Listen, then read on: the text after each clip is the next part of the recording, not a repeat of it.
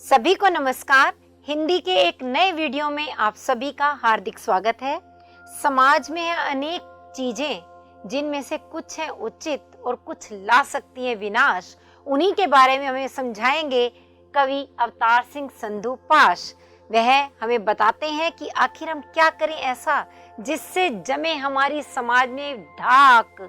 बस ऐसा ही समझाने वाली है हमें कविता सबसे खतरनाक। तो आइए शुरू करते हैं इस कविता को। लेकिन क्या आपको नहीं लगता कविता को समझने से पहले हमें कवि को समझ लेना चाहिए? बिल्कुल सही सोच रहे हैं आप। तो चलिए हम शुरू करते हैं कवि परिचय से और जानते हैं अवतार सिंह संधू पाश के विषय में। तो इनका जीवन परिचय कैसा है कि इनका जन्म हुआ था 9 सितंबर 1950 को। जन्म स्थान था तलवंडी सलेम गांव, जो कि पंजाब के अंदर जालंधर जिले में पड़ता है। और इनकी मृत्यु हुई 23 मार्च 1988 को जालंधर में ही सलेम के एक कुएं के पास इनकी मृत्यु हुई थी। आप सोच रहे होंगे केवल 38 वर्ष की आयु में एक युवा कवि का देहांत हो गया। नहीं, देहांत नहीं हुआ, इनकी हत्या की गई थी। और हत्या किसने की थी? आतंकवादियों ने। क्योंकि यह ऐसे कवि थे जो कि समाज की गलत बातों के खिलाफ आवाज उठाते थे और जरनैल सिंह भिंडरावाला के खिलाफ इन्होंने बहुत कुछ कहा था। उनके ये परम आलोचक थे और इसी वजह से आतंकवादियों ने इनकी हत्या कर डाली थी 1988 में। जब इनकी हत्या की गई उस समय इनके साथ इनके एक दोस्त हंसराज भी थे, जिन्हें गांव में एक साथ ही गोली मारी गई और हत्या की गई और जनवाद की इस प्रबल आवाज को खामोश कर दिया गया। लेकिन क्या आप सोच सकते हैं कि वास्तव में यह आवाज खामोश हुई? नहीं, अपितु ये जन जन की आवाज बन गई। पहले इन्हें केवल पंजाब के लोग जानते थे और इनकी हत्या के बाद यह पूरे उत्तर भारत में जाने लगे। इनकी रचनाओं का हिंदी में अनुवाद किया गया और प्रत्येक व्यक्ति इनके विषय में जान गया। तो इनकी रचनाएं कौन कौन सी थी उसके बारे में भी हम बात करते हैं। इनकी प्रमुख रचनाएं हैं लौह कथा, उड़दे बाजा मगर, साढ़े समिया विच, लड़ेंगे साथी, बीच का रास्ता नहीं होता, लहू है कि तब भी गाता है। आप सोच रहे होंगे ये पंजाबी में और कुछ हिंदी में। वास्तव में इन्होंने मुख्य रूप से तो पंजाबी में ही लिखा, जिसका बाद में अनुवाद हुआ हिंदी में। जैसे उड़दे बाजा मगर यानी फ्लाइंग हॉक्स, उसके बारे में कहा गया। और साढ़े समिया विच, हमारे समय में। तो यानी इनकी जो रचनाएं हैं वे रची तो गई थी पंजाबी में और बाद में हिंदी अनुवाद हुआ था। इन्होंने अनेक पत्रिकाओं का संपादन भी किया, जिसमें प्रमुख हैं सिमाड़, हेम ज्योति, एंटी 47 फ्रंट, जो कि कैलिफोर्निया से 1986 में इन्होंने किया था। और हम आगे बढ़ते हैं और देखते हैं इनकी भाषा शैली कैसी रही। जैसे कि मैंने पहले ही कहा, ये परम आलोचक थे समाज विरोधी तत्वों के और इसी कारण ही इनकी भाषा बहुत ओजपूर्ण रही है और इनकी कविताएं विचार और भाव के सुंदर संयोजन से बनी हुई गहरी राजनीतिक कविताएं हैं, जो कि लोक भाषा और खड़ी बोली के नजदीक है। ये अपनी रचनाओं के माध्यम से जन चेतना को जागृत करने का प्रयास करते थे और इनकी कुछ कुछ कविताओं में तो सांकेतिक भाषा का प्रयोग भी देखने को मिलता है। और इन्होंने सरल व सरस शैली में अपनी कविताओं को रचा। इनकी कविताएं छंद के बंधन से मुक्त हैं। छंद के बंधन से मुक्त होने का मतलब क्या हुआ कि इनकी रचनाओं में भाव की गहराई है, लेकिन प्रत्येक चरण समान लंबाई का हो जरूरी नहीं।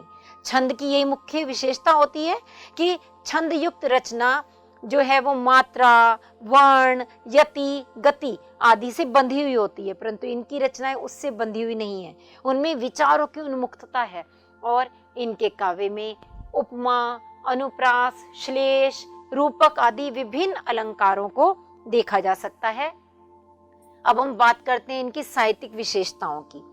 पाश समकालीन पंजाबी साहित्य के महत्वपूर्ण कवि माने जाते हैं। पाश जन आंदोलनों से जुड़े रहे और विद्रोही कविता का नया सौंदर्य विधान विकसित करके उसे तीखा किंतु सृजनात्मक तेवर दिया।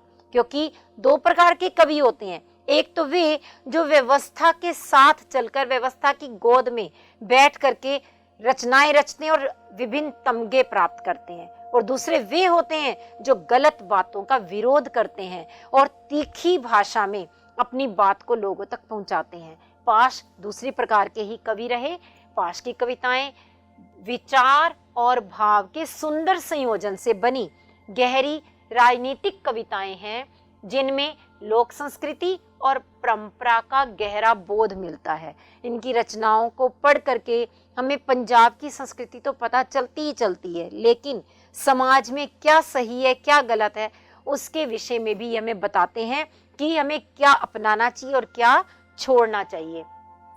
और इनकी विशेषताओं में हम जन सामान्य की घटनाओं पर बाहरी मूक दर्शक की तरह प्रतिक्रिया करते हुए इन्हें नहीं देखते, बल्कि इनकी कविताओं में व्यथा, निराशा और गुस्सा नजर आता है, क्योंकि ये ओजपूर्ण कविताएं रचते थे और इसीलिए उसमें क्रोध, किस चीज के प्रति? गलत चीजों के प्रति क्रोध नजर आता है। इनका काव्य क्रांति और विद्रोह का काव्य है, जो कि सृजनात्मक रूप धारण कर लेता है जब इनकी लेखनी से वह निकलता है। तो इनकी जो विभिन्न रचनाएं हैं उनमें ये विशेषताएं तो पाई ही जाती हैं, परंतु जो हमारे पाठ्यक्रम में है मुख्य एक कविता सबसे खतरनाक, हम उसमें जान लेते हैं कि मूल भाव क्या है। आज हम मूल भाव जानेंगे, अगले वीडियो में उसकी व्याख्या भी करेंगे।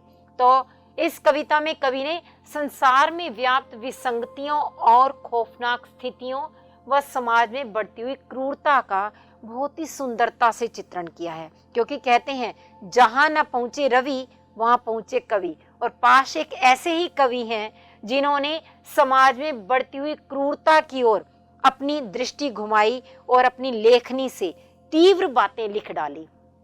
यह कविता दिन प्रतिदिन क्रूर और असभ्य होती जा रही उस दुनिया की तरफ संकेत करती है जहां मानवीय मूल्यों का अत्यधिक ह्रास हुआ है।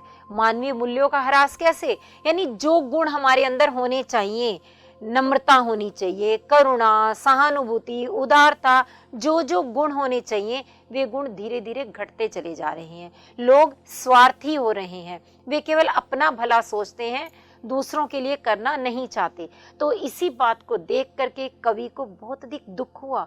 उसने उन्हीं बातों को ही अपने काव्य में स्थान दिया। और इन काव्य में हम देखते हैं कि कवि ने जड़ता से भरी शांति, टूटे हुए सपने और कभी न समाप्त होने वाली प्रतीक्षा को सबसे खतरनाक माना है। जब हम किसी की प्रतीक्षा कर रहे हैं, ऐसी घड़ियां, ऐसे पल सबसे खतरनाक होते हैं जब हमें उसका कोई अंत ही नजर नहीं आता कि वह कब समाप्त होगा।